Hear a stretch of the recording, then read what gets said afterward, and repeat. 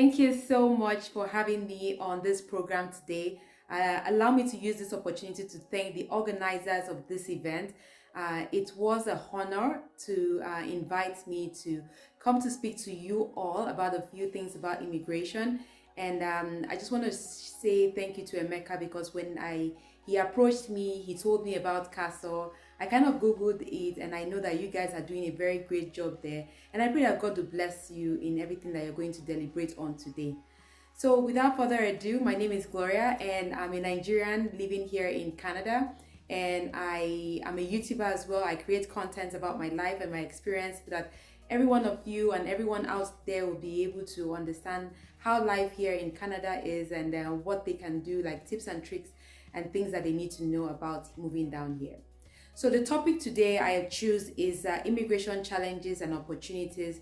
And just as a disclaimer, I know that not everyone will be interested in moving out of Nigeria, for example. I'm a Nigerian, I always refer back to Nigeria. Not everyone would leave Nigeria at this time. Most persons want to travel, some persons want to stay in Nigeria. I pray that God will give you the heart and the wisdom to stay in that country. We will build Nigeria up. Nigeria will become a better place. I know that for sure. So let us get into the business of the day. So if you see me looking down, it's because I'm looking at my notes just so I don't forget any point today. And there are several ways to immigrate to different countries. I would just touch a little bit about UK, for example. Now in UK, I know fully well that you can come through as a master's program, as a student. You can also move there as a visitor. You can also move there permanently or even on a work visa.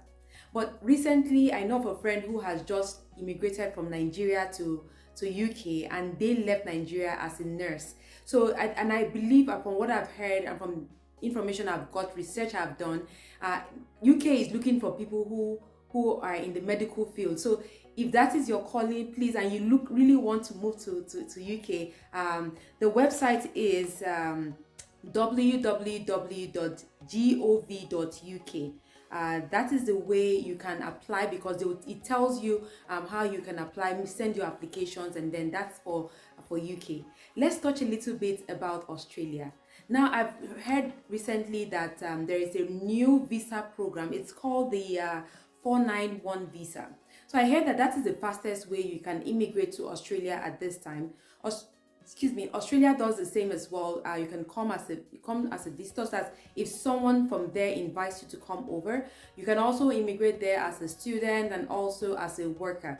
But with this one, I'm told that they're looking for a particular job description. I mean, jobs in demand right now, like nursing, software programming and IT. They're also looking for engineers. So if you fit into any of these categories, I would implore you to go visit their website. The website is www.immigration.direct.com.au. There you can get more information. Now I'm going to talk more about my country, Canada, because this is where I am and this is where I talk about. There are different ways to move to Canada at this time. If that is what you're looking for, this information is for you. So you can move to Canada in different ways. The most fastest way for people in Nigeria to move to Canada at this time is the express entry route. And not just Nigeria. I don't want you to think that it's just Nigeria alone. People from UK, people from Australia, other countries are looking to come to Canada. They can also apply through the express entry program. Now, the Immigration Canada, they always look out for people to come to this country because they can come to develop this country. So they're always looking for people in the Express Entry program. And under the Express Entry program, there are 3 different types of programs underneath the Express Entry. The first one is the Federal Skilled Worker, or the short form is FSW. The second one is the Federal Skilled Trade Worker, and then the third one is the Canadian Experience Class. Now, let me just explain to you that the Canadian Experience Class is for those who have studied here in Canada, that they can actually apply after their studies here. But for people outside of Canada, they can apply through the Federal Skilled Worker Program. And now, under the Federal Skilled Worker Program, when the Immigration Canada, they're looking for people to become permanent residents in this country, it's always done on a point-based system. Now, when I mean point-based system, it's ranking, it ranks you based on your scores. Now, the way to check what your scores are and how far you rank in the express entry program is to go into Google and search CRS ranking 2. It kind of tells you, if you plug in your information on there, so for example your age, your education, things like that, it kind of rates you accordingly. And the higher you score, the better for you, because it helps you. A higher score is better than somebody that scores lower.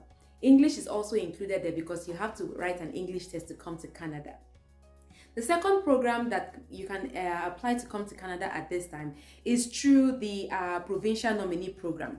Now, this is really centered on different provinces here in Canada, whereby, for example, Tunde, for example, and I'm making these names up, Tunde is looking to immigrate to Ontario, for example, or Saskatchewan. He would apply on the express entry pool and indicate that I would like to stay in Ontario or Saskatchewan, for example, so that when those provinces are looking for skilled trade people, they will find his name on there and pick him. By picking Tunde out of that pool, the Provincial Nominee program, he's going to score an extra 600 points to whatever his scores is on the CRS ranking 2. That gives him the opportunity for him to be nominated to get a notice of interest to apply to become a permanent resident of that province. Now, the thing there is that if you apply for a particular province under the PNP, they need you to stay in that province for at least 1 year before you decide to move to other provinces. I'm going to mention a few of these provinces that actually take it right now.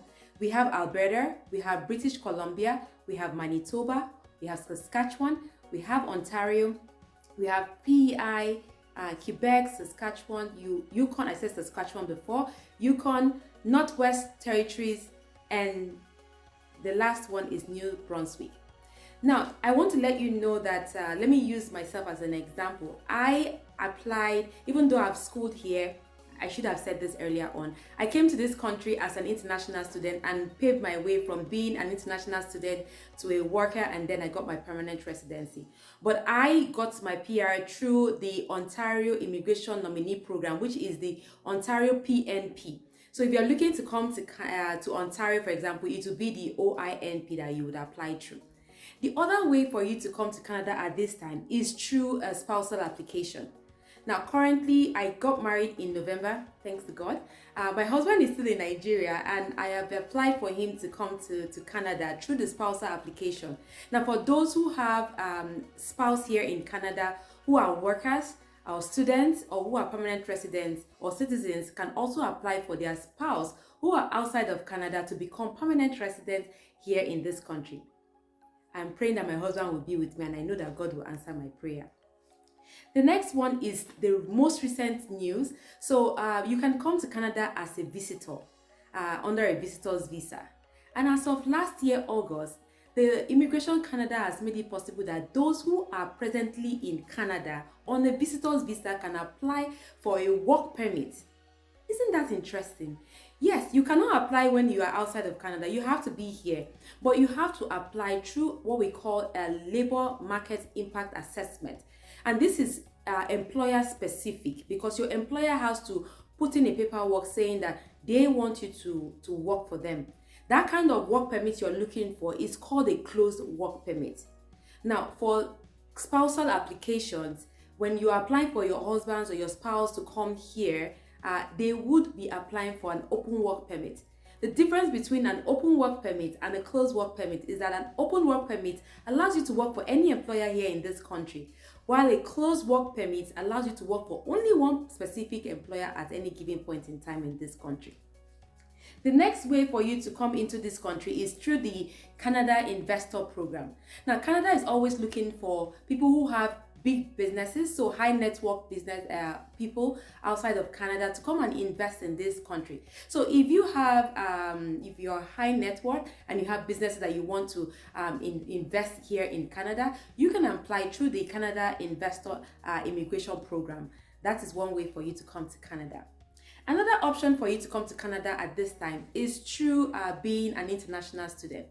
Most of my friends who are Nigerians also came in through this route to become permanent residents in this country.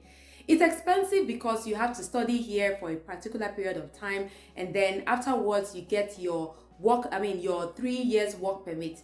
It is expected that after studying here and you get that 3 years work permit, you have the opportunity to have applied for your PR and gotten it. For me right now, I want to share a testimony. Currently, I am on a permanent resident here in this country, but yet I came to this country as an international student. When people were applying for their PR, I didn't apply for mine. But I know when it got, a lot of things happen, and it's a long story, but at some point in time, I just told God, I said, God, I don't want to go back to Nigeria. I want to stay here in this country. Please answer my prayer. I want to become a permanent resident here in this country. And I actually had to hire a lawyer to make my application for me. Don't get me wrong, you can make this application yourself. It's not really difficult. If you have any question, let me know. But let me finish my testimony. On the 31st of December 2019, I became a permanent resident here in this country. And it was not easy for me because even though I was praying to God, I knew God was going to answer me. And I know that it will be the same for you all in Jesus' name. So the one last thing that I also want to mention here is that, and I know that they gave me a particular amount of time to speak today, and there might be questions. I would leave my email. It is gracious, number 2, behold, BHOLD@gmail.com. I'll say it again. It's gracious, GRACIOUS, 2 BHOLD@gmail.com. Let me know if you have any questions regarding immigrating to Canada. I have a YouTube channel. It's called Brown Sugar TV. Subscribe to my channel. I share a lot of information about moving to Canada at this time. You can also connect with me on my Instagram at Brown Sugar Fusion. And the one thing I want to leave you all with is this. Not everybody will travel. I said this earlier on in my talk. And not everybody will travel. We are going to make Nigeria a better place. Most of us will still come back home to Nigeria to make it a better place. We are still going to come back home because our home, we cannot forget our home. I'm not a Yoruba person, but they say, Ajo dabi ile.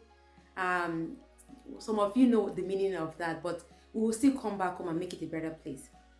And some of you are looking to travel out of the country. I want to say to you, just the same way I told God, I said, Father, I want to leave this place. I want to be in this country. I want to leave Nigeria and be here. God will answer you at your time of calling. God will listen to you when you ask Him for your request.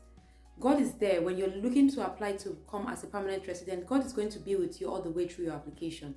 If you're looking to come as an international student, or your children, you're looking to apply for your children to come, God is going to answer that prayer for you. I'm going to quote the book of Matthew chapter 7, verse 7 and verse 8, where it says, ask, and it shall be given to you. Seek, and ye shall find. Knock, and the door shall be opened to you. I know that for every one of you here today listening to my voice, asking God for that prayer, He's going to answer you. Even as you go about your deliberations in this event today, this program, God is going to answer you. I know there might be so many things that you're going to be looking out to conclude at this day. God is going to answer your needs. And I know that everything will work out good for those who are God's children. He never looks down on His children. He always wants the best for them. I'm going to leave you right now. And if you have any questions, let me know. I might not stay too long on the event today, but God bless you all for allowing me to be here to share a little bit about what I do. And God bless you and take care.